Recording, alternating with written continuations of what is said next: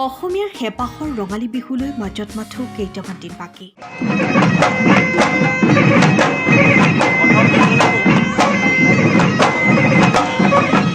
সমগ্ৰ অসমতে এতিয়া ৰঙালী বিহুৰ ব্যাপক প্ৰস্তুতি। ব্যতিক্ৰম নহয় নদী দ্বীপ মাজুলীতো।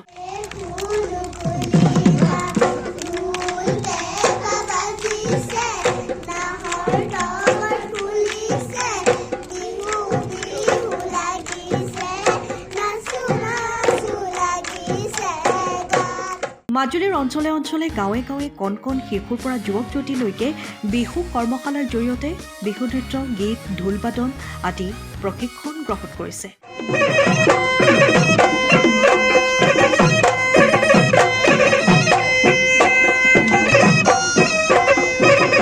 মাজুলী জিলা বিহু শিল্পী সমিতিৰ উদ্যোগত এইবাৰ সমগ্ৰ মাজুলীৰ ৩টা স্থানত বিহু কৰ্মশালা আয়োজন কৰি কণ কণ শিশুৰ পৰা যুৱক যুৱতীলৈকে বিহুৰ প্ৰশিক্ষণ গ্ৰহণ কৰিছে। মাজুলী জিলা বিহু শিল্পী সংস্থাৰ পৰা সমগ্ৰ মাজুলীবাসী তথা অসমবাসীক আমি ৰঙালী বিহুৰ শুভেচ্ছা আৰু কৃতজ্ঞতা জ্ঞাপন কৰিছো।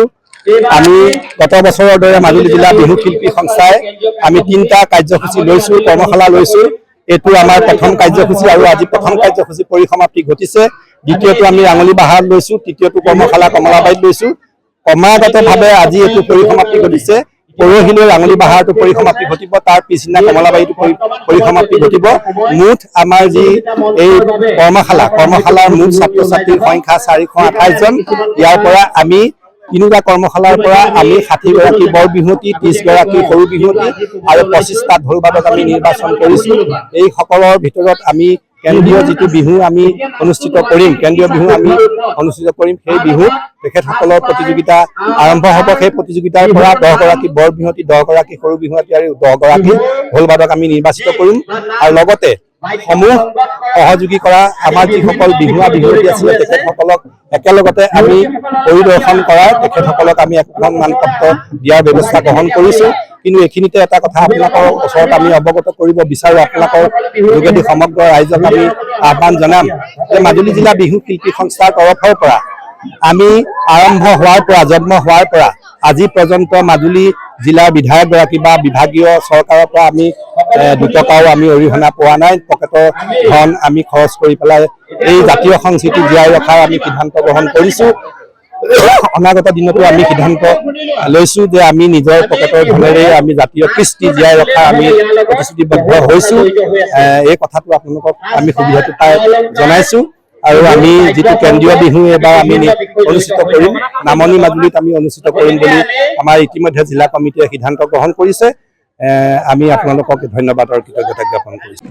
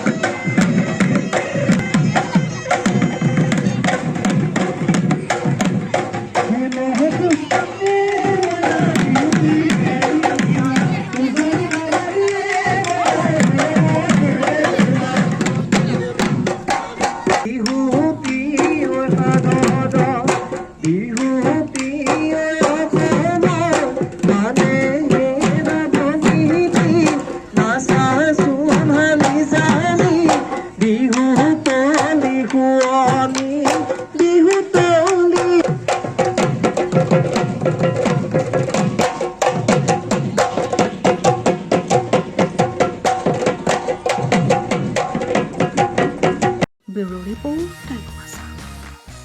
সময়ৰ খবৰ সময়ত পাবলৈ ফ'ল' কৰক টাইম অফ আছাম।